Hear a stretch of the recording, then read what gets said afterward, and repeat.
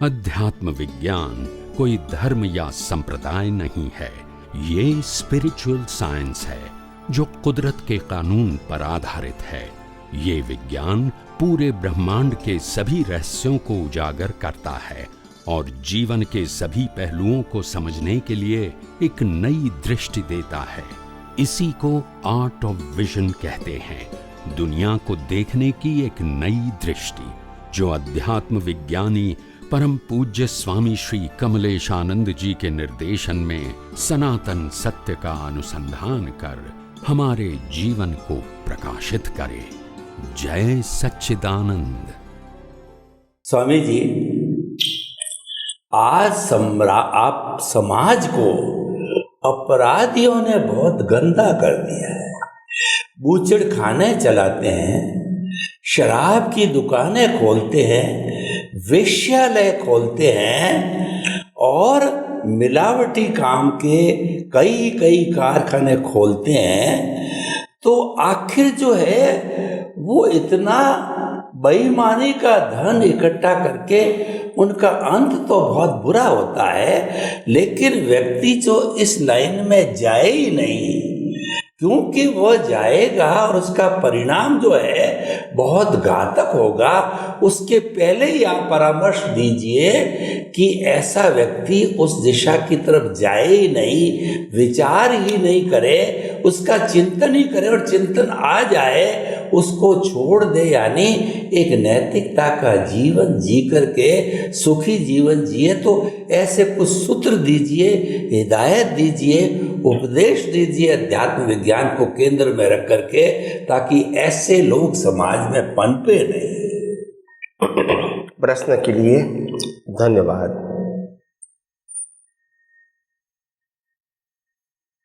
जीवन में एक बात ध्यान में रखना है कि कोई भी कार्य की सफलता के लिए कोई एक ही व्यक्ति जिम्मेदार नहीं होती है।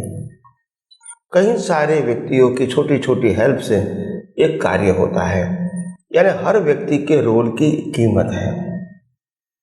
और इसीलिए एक राजा होता है और एक दरबान होता है, दोनों की कीमत है। राजा की इज्जत बढ़ाने में दरबान का भी रोल है, सिपाही का भी रोल है, प्रधान का भी रोल है, प्रजा का भी रोल है।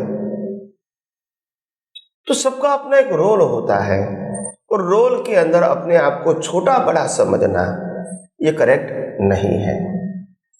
तो सबसे पहली बात, कोई भी अपने को परिस्थितियों के मुताबिक काम करना पड़े तो उसको छोटा बड़ा समझने की कोशिश मत करो, क्योंकि आप भी जो समाज चल रहा है उसका एक हिस्सा हो। अगर सड़क पर झाड़ू लगाने वाला भी समाज का हिस्सा है, मिस्त्री काम करने वाला भी समाज का हिस्सा है, कलर काम करने वाला भी समाज का हिस्सा है, प्लम्बिंग का काम करने वाला भी समाज का हिस्सा है, बैंक कहो या कारकुन कहो वो भी समाज का हिस्सा है, पैसा लगाने वाला कहो या इंडस्ट्रीज या दुकान का मालिक कहो वो भी समाज का हिस्सा है, और प्रत्येक व्यापारी और ग्राहक भी समाज का हिस्सा है। सबका अपना अपना रोल होता है और रोल से समाज बना है, और इसीलिए कोई भी रोल को छोटा बड़ा समझना ये अच्छी बात नहीं है। हम कहेंगे हम महल जैसा मकान बनाएंगे, सब कुछ सुविधा लगाएंगे, मगर महल के अंदर गटर नहीं बनाएंगे तो चलेगा? नहीं। उनका भी एक रोल है। तो गटर को गलत समझने की कोशिश मत करो। हमारी सभी बुराइयां वहां से तो निकलेगी, तो उनका भी एक रोल है। ये महल को स्वच्छ रखने में, स्वस्थ रखने में, साफ सुथरा रखने में और बुराइयों को, कचरे को निकालने में उनका भी एक योगदान है। तो हम इसको भी हम छोटा रोल मानेंगे, वो करेक्ट नहीं है। तो सभी विंडो का भी रोल है, बाथरूम का भी रोल है, किचन का भी रोल है, बेडरूम का भी रोल है, ड्राइंग रूम का भी रोल है, सभी का अपना अपना रोल है। तभी महल की एक वैल्यू बनती है। तो कई लोग क्या होते हैं, जीवन में निराश हो जाता है। मैं परीक्षा में सफल नहीं हुआ, पढ़ाई नहीं कर सका, तो क्या करूँगा। पढ़ाई नहीं करने वाले के लिए भी समाज में रोल होता है, पढ़ाई करने वालों का भी समाज में रोल होता है, और साहसिक लोगों का भी समाज में रोल होता है, पॉलिटिकल व्यक्तियों का समाज में रोल होता है, सोशल रिफॉर्मर का भी समाज में रोल होता है, और साधु संतों का भी समाज में रोल होता है, नेता अभिनेता का भी समाज में रोल होता है।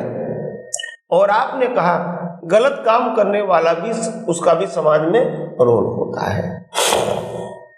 अगर चोरी करने वाला, खीसा काटने वाला अगर आपको नहीं मिलेगा, तो फिर आपने गलत पैसा कमाया है, वो कैसे प्रूव होगा।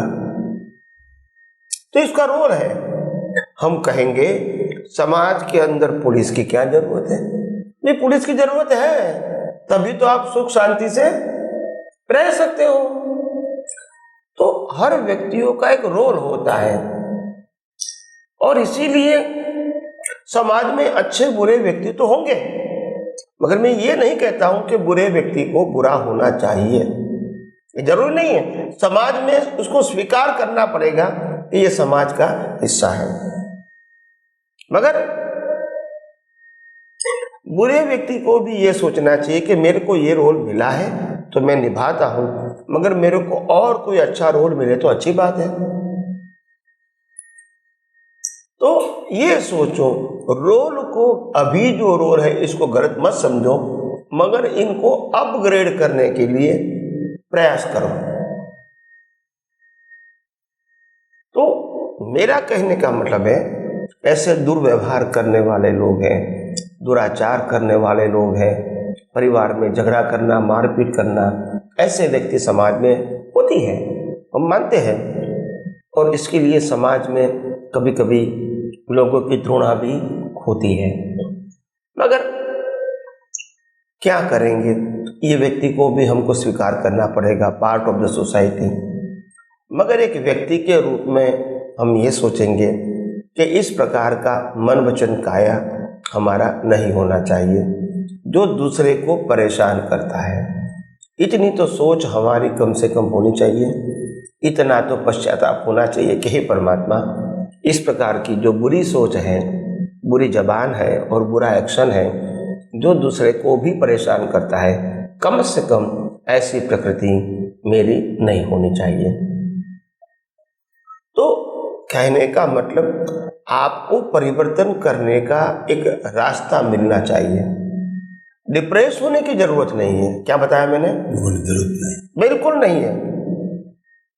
आज अगर मैं गलत काम कर रहा हूं तो डिप्रेस होने की जरूरत नहीं है। सोचो, गलत को गलत कहने से वो कभी अच्छा नहीं बनेगा।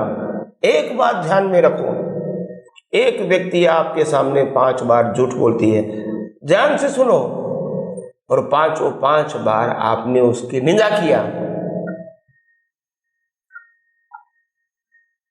तो नॉर्मल व्यक्ति का जो अहंकार भंग होगा, वो आपके लिए और रिवेंज लेने की कोशिश करेगा। ये एक एग्जाम्पल है। दूसरा एग्जाम्पल ये है कि अगर वो झूठ बोलता है 5 बार, और 5 बार आपने ये कहा कि आपके माता पिता के संस्कार देखो, पढ़े लिखे इंसान हो, आपका भी परिवार हो, और आप कितने, आपके विचार भी कितने महान हैं, और इसी प्रकार से आप जीवन जीते हैं, तो आपको भी और लोगों को भी अच्छा लगता है, और आपके अंदर क्षमता वो है, ऐसा पॉजिटिव बताएंगे तो वो अपने आप को अच्छा करने की कोशिश करेगा। मगर नेगेटिव कहने से वो परिवर्तन होगा, वो बहुत कम संजोगों में होता है। तो इसीलिए प्रेजेंटेशन बहुत इंपॉर्टेंट है। हमारे दादा भगवान थे, इतने सारे हम आप्तपुत्र थे, बहुत टीनेजर थे, यंग थे, युवा थे, और हो सकता है कि युवा में कुछ न कुछ तो गलतियां हो जाती है, ब्रह्मचर्य के बारे में भी और व्यवहार में भी। 74 के आसपास। हमको दादा मिले 77 में, 76 में किताब मिली, 77 में प्रत्यक्ष मिले। तब मैं 16 साल का था, 17 साल में मिले वो। तो हम इस समय टीनेजर्स कहो, और ऐसे ऐसे मेरे से 2-3 साल आगे पीछे होंगे। तो दादाजी हमको सबको एनकरेज करते थे कि हमारे आप्तपुत्र, उनका कितना अच्छा ब्रह्मचर्य है, वो स्त्री के सामने देखते तक नहीं है, उनकी विकारी दृष्टि नष्ट हो गई है, देवलोग भी उनको वंदन करते हैं, यानी दे एनकरेज अस। तो आपकी वैल्यू बढ़ाएंगे। तो अगर आप में गलती होगी तो भी आपको एहसास होगा कैसा नहीं करना चाहिए। अब आपको मैं कहूँगा बुरा है, बुरा है, बुरा है, भी क्या कहूँगे, जो भी हूँ मैं ऐसा ही हूँ, ऐसा ही करूँगा। तो आपको एनकरेज करके बुराइयों को ढांक के कैसे आप बुराइयों से इंप्रूव हो जाए, यही मेरी भाषा होनी चाहिए। आज हम कहेंगे कि हमारे देश में सब करप्टेड लोग हैं, ऐसा कहने से क्या फायदा। हम ये कहेंगे कि हमारे देश में ऐसे ईमानदार भी लोग हैं जो विश्व में नाम रोशन करते हैं, तो दूसरे को क्या मिलेगी, प्रेरणा मिलेगी। गलत कहने से क्या फायदा है, गलत तो है ही, उसको एनलार्ज करने की जरूरत। हमारे देश में 10 व्यक्तियों ने हमारे गांव में से तलाक ले लिया, इसको न्यूज़ बनाने की जरूरत नहीं है। मगर एक व्यक्ति ने 70-80 साल के बाद, बहुत संघर्ष के बाद भी दोनों साथ में रहे, इसको अवार्ड दो। तो इंस्पायर वो करना है, वो नहीं करना है। You understand me? तो समाज ऐसे परिवर्तन होता है। गलत बात, ये न्यूज़पेपर वाले हैं और जो टीवी वाले हैं, भले अपने टीआरपी बढ़ाने के लिए जो कुछ भी करते हो तो बिजनेसमैन है, मगर मैं ये कहता हूँ समाज में छोटी सी छोटी बातों को, मगर अच्छी है, जो दूसरे को प्रेरणा देने वाली है, इसको एनलार्ज करो। मैं एक छोटा सा किस्सा सुनाता हूँ जो वास्तव में हो चुका है। विदेश से एक लेडी अमेरिका से यहाँ घूमने के लिए आई थी और छोटे छोटे बाजार में वो चल रही थी। तो उसमें क्या हुआ, उनके पॉकेट में 2 प्रकार के पॉकेट थे। एक प्रकार के पॉकेट में लोकल मनी था, दूसरे प्रकार के पॉकेट में वो फॉरेन के मनी थे, कार्ड बार, उसका आईडी बाईडी सब था। हालांकि वो निकालना नहीं था उनको। एक बार गलती से वो निकल गया और दूसरी बार रखने में वो नीचे गिर गया और फिर दूसरा उन्होंने ले लिया पॉकेट और पैसा देके वो चली गई। और जो पहले वाला था अंदर नहीं गया, बाहर गिर गया। मगर भीड़ भाड़ थी तो किसी को मालूम नहीं हुआ, आवाज भी नहीं आई, सुनी नहीं होगी भीड़ भाड़ में। वो चली गई, 2, 3, 4, 5 किलोमीटर दूर चली गई और भीड़ भी बहुत थी।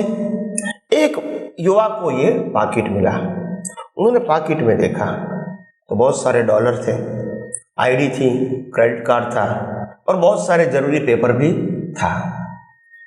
तो बच्चे ने सोचा कि ये तो बहुत इंपॉर्टेंट डॉक्यूमेंट है, पैसा तो छोड़ दो, बाकी सब इंपॉर्टेंट डॉक्यूमेंट है, अगर ये पॉकेट मेरा चला जाता तो क्या होता, मैं कितना परेशान होता। उन्होंने सोचा कि अभी ये व्यक्ति को मैं कैसे मिलूं, क्योंकि उस समय तो फोन की भी सुविधा नहीं थी। तो उनका जो एड्रेस था, एड्रेस आईडी के अंदर, एड्रेस के ऊपर तार भिजवाया कि इस व्यक्ति का पॉकेट मेरे को मिला है, तो कृपया करके वो कहाँ है, कहाँ रुकी है, वो हमको एड्रेस दो ताकि हम इसको, ये उसका वॉलेट दे दें। तो फिर वहाँ से मैसेज आया कि ये होटल में रुकी है और इतने दिन तक रहेंगी और ये उसका एड्रेस वगैरह है। तो 3-4 दिन के बाद वो बच्चे ने उनको जहाँ थी वहाँ उसको देने के लिए गई सुबह के समय में। तो पहले तो होटल के पास बच्चा गया, उन्होंने कहा कि ये व्यक्ति को मैं मिलना चाहता हूँ, यहाँ आइए। तो बोला आप क्यों मिलना चाहते हैं?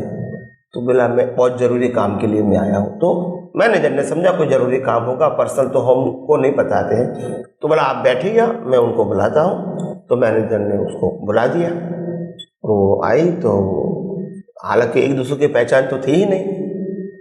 तो मैनेजर ने कहा ये व्यक्ति, ये लड़का आपको मिलने के लिए आया है।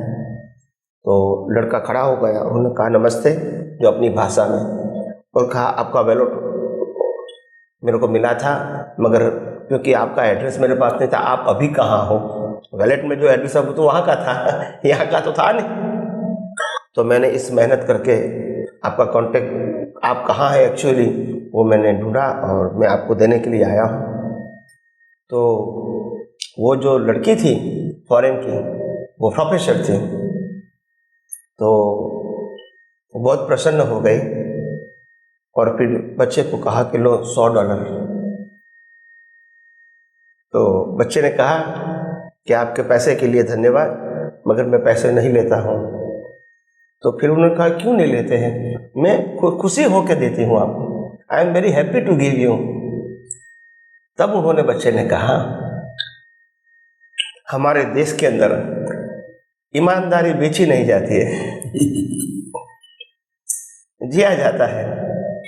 जब उसको मालूम नहीं हुआ तो मैनेजर ने इसको ट्रांसलेशन किया, तो इतना वो बहन इतना प्राउड फील करने लगी कि ऐसे भी खानदान लोग इस धरती पर रहते हैं। तो ये बातों को ज़्यादा से ज़्यादा क्या करना चाहिए, पब्लिश हाईलाइट करना चाहिए, लोगों को इंस्पायर मिले कि हमारी धरती क्या है, हमारी संस्कृति क्या है, उसके वैल्यू क्या है। पैसा मायना नहीं रखता है, ईमानदारी से हमारी दुनिया में इज्जत होती है, आप समझे ना। तो ऐसी छोटी छोटी बातें हाईलाइट करनी चाहिए। और मैं समझता हूँ भारतवर्ष के अंदर जब नए पत्रकार आए, युवा पत्रकार आए, और ऐसी ऐसी छोटी बातों को भी हाईलाइट्स करेगा, तो मैं समझता हूँ हमारे भारतवर्ष के लोगों के अंदर फिर जो एक अलग प्रकार का जो विश्व का बेस्ट कल्चर है वो रीओपन होगा, और पूरा विश्व इसका अनुभव करेगा। हम तो करेंगे ही, मगर विश्व भी करेगा।